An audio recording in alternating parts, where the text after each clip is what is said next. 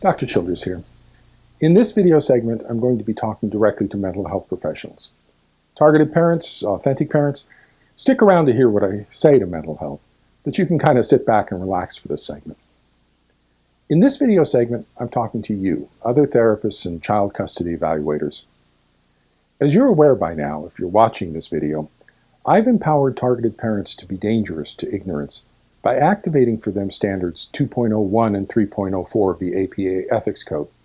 And I'm telling them to use their power to file licensing board complaints against ignorant and incompetent mental health professionals.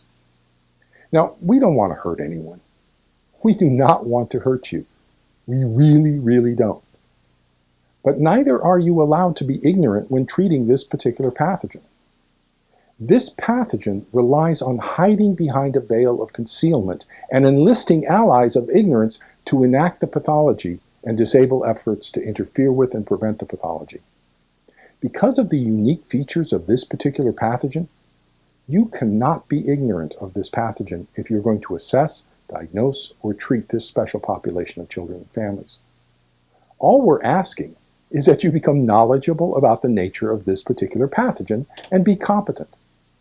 Read Foundations. This will describe this particular pathogen for you. This pathogen is a product of disorganized attachment networks that have coalesced into narcissistic and borderline personality traits that is distorting the family's transition from an intact family structure united by the marriage to a separated family structure united by the continuing parental roles and relationships with the children. Read Foundations. It'll explain it all. For a period of time now, working with this particular subspecialty area may become professionally dangerous, especially if you don't know what you're doing, because both the pathology of the narcissistic borderline parent and the expectation of competence by the targeted authentic parent may result in a higher than average number of licensing board complaints being filed. If you want to sit this one out and simply not practice with this special population, totally understandable, no problem. But if you're going to assess, diagnose, or treat this special population of children and families, you must be knowledgeable and you must be competent. These parents, the targeted parents, the authentic parent, they have the right to expect that. Their children's healthy development is on the line. They're just trying to protect their children from the psychopathology of a narcissistic borderline parent. That's totally understandable, and it's just what they should do. As you heard me tell the targeted authentic parents, all we want is for you to assess for the 3 definitive diagnostic indicators of attachment-based parental alienation. And if the 3 diagnostic indicators are present, to then make the appropriate DSM-5 diagnosis that's specified in Foundations. Particularly the DSM-5 diagnosis of child psychological abuse confirmed. If the 3 diagnostic indicators are present, that's the specific DSM diagnosis that the targeted authentic parent will be looking for.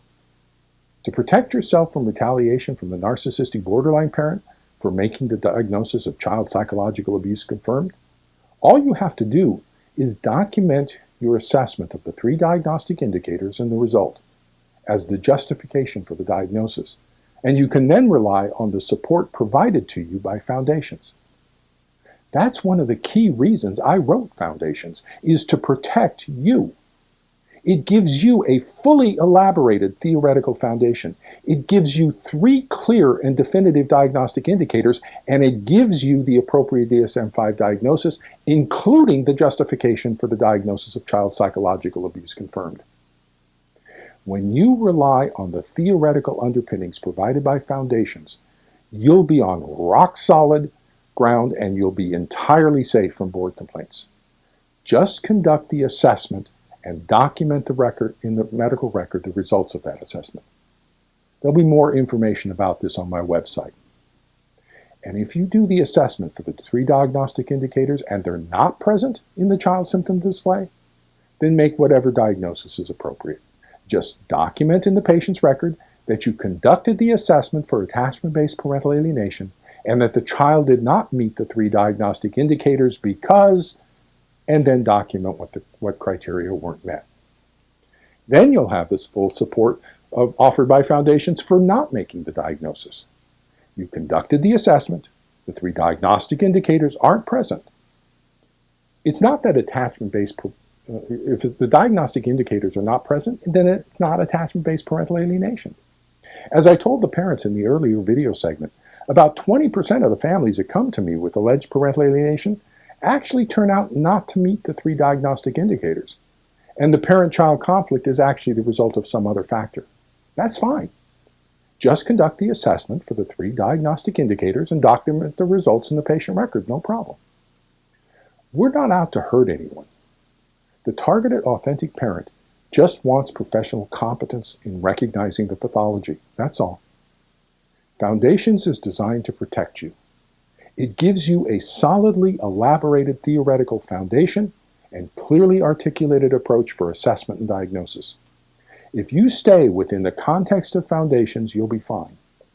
If you do the assessment and document the findings, you'll be 100% safe from the targeted authentic parent, because all they're asking is that you do the assessment. Well, and also that you be knowledgeable. But you'll do that, right? I mean, do a little learning about narcissistic and borderline personalities, the attachment system, delusion formation, and personality disorders. That's not an unreasonable expectation, is it? I mean, if you're going to be assessing, diagnosing, and treating narcissistic and borderline personality dynamics, distortions to the attachment system, and the decompensation of narcissistic and borderline personalities into delusional belief systems, you kind of need to know about these things. But what you're not allowed to do is to continue to be ignorant and work with this special population of children and families. This particular pathogen uses the ignorance of others to recruit allies to both enact the pathology and to prevent others from interfering with and preventing the pathology. So professional ignorance is a particularly problematic feature with this specific pathogen. So nobody's out to hurt you. We just expect you to be knowledgeable and competent in your assessment, diagnosis, and treatment of this special population of children and families. And when the diagnosis of attachment-based parental alienation is warranted, to step up and make the correct DSM diagnosis of child psychological abuse confirmed. Oh, and one more thing. When you make the diagnosis of child psychological abuse, this will seemingly engage your professional duty to protect. Now, there's probably a number of different ways you can discharge your duty to protect, such as providing a formal letter documenting your diagnosis to both parents. But whatever you do to discharge your duty to protect after making the diagnosis of child psychological abuse confirmed, or even suspected for that matter, it's probably a good idea to document in the patient record what you did to discharge your duty to protect.